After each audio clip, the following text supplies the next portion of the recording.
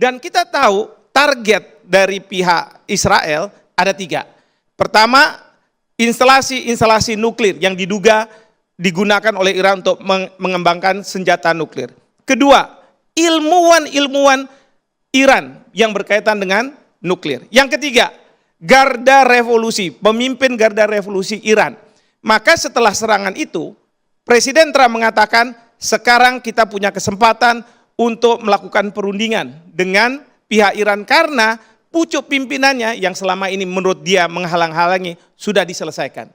Nah, ketika Israel sudah menyerang, Iran mengatakan, loh tunggu dulu, menurut pasal 2 ayat 4 Piagam PBB, maka negara-negara itu wajib untuk menahan diri, menggunakan kekerasan atau ancaman kekerasan terhadap negara lain. Kedua, memangnya kami sudah punya senjata nuklir? Dari mana Anda bisa verifikasi? Jangan-jangan seperti pada waktu Bush Junior menyerang Irak. Katanya ada mass weapon of destruction, senjata biologis yang dikembangkan. Setelah masuk ke Amerika, menurunkan Saddam Hussein, tidak ditemukan. Nah, jadi pihak Iran mengatakan kami nggak ada. Oleh karena itu, berdasarkan pasal 51 Piagam PBB, Iran melakukan serangan ke Israel. Dan serangan itu memang tidak ke sipil.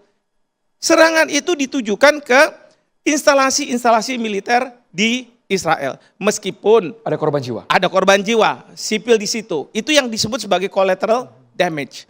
Nah, serang, tiba-tiba Amerika Serikat bilang, Presiden Trump, saya akan menentukan dalam 2 minggu ke depan apakah masuk atau tidak masuk.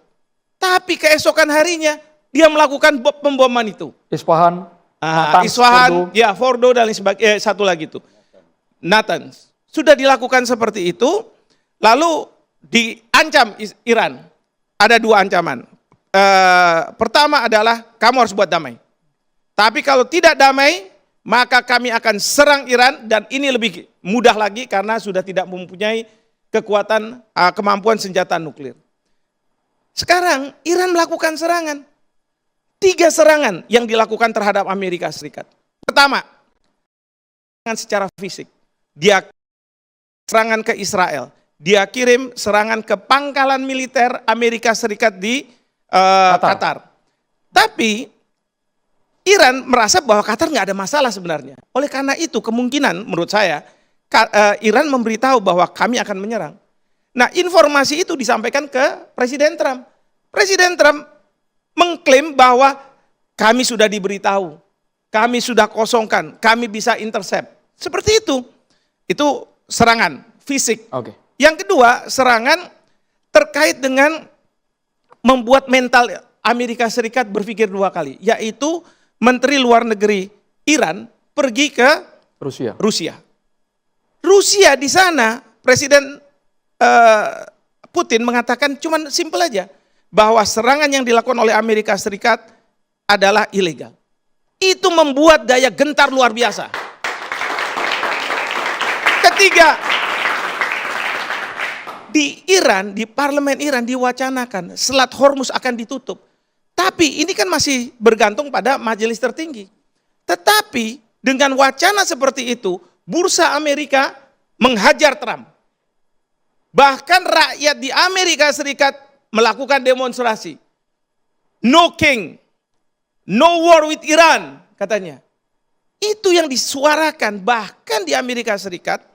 Sekarang ini ada anggota Kongres, bahkan anggota Kongres dari Partai Republik yang menghendaki agar Trump dilakukan impeachment.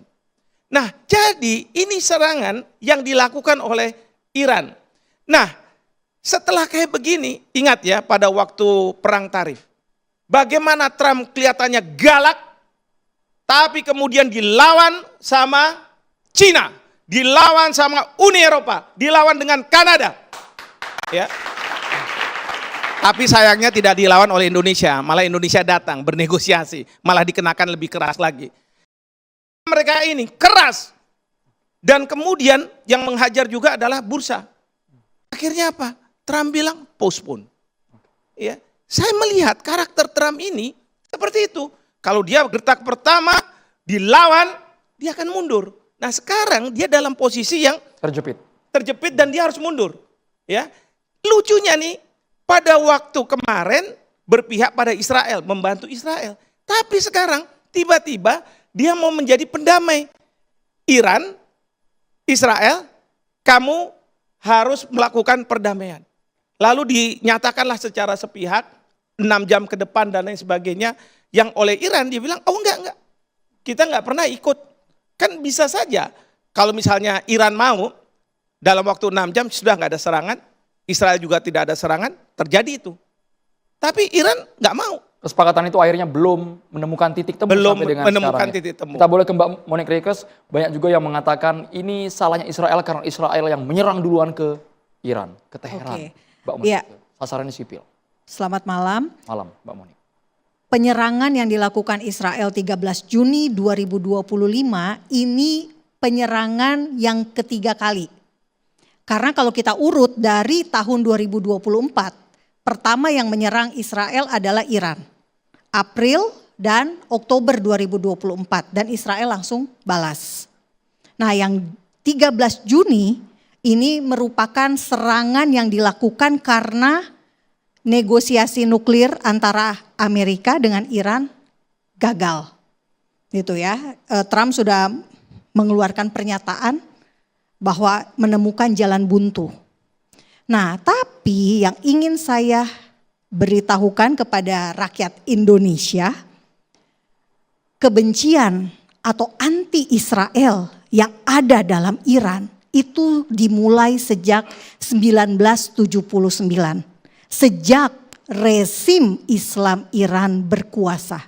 Ketika Ayatollah Khomeini pulang dari Prancis, dari eksil, kembali ke Teheran, menyingkirkan Saresa dan keluarga. Saresa harus kabur. Apa yang terjadi? Langsung anti-Israel. Ditetapkanlah hari Al-Quds setiap Jumat terakhir di bulan Ramadan. Ini adalah cara untuk menggerakkan di seluruh dunia sikap anti-Israel itu. Apa lagi yang dilakukan? Penyanderaan. 55 orang diplomat dan staf di Amerika disandra oleh Iran. Selama 444 hari. Apa yang terjadi setelah disandra? Ya tentu harus dibebaskan. Dibebaskannya tahun 1981. Mereka juga mau menyandra kedubes, kalau tidak salah ya, kedubes Israel. Tapi untungnya mereka bisa menyelamatkan diri. Jadi yang disandra hanya diplomat dari Amerika. Jadi yang ingin saya kasih tahu, kebencian itu baru ada sejak 1979. Jangan salah, sebelumnya tidak ada. Apalagi kalau kita mau bicara sejarah panjang bangsa Persia.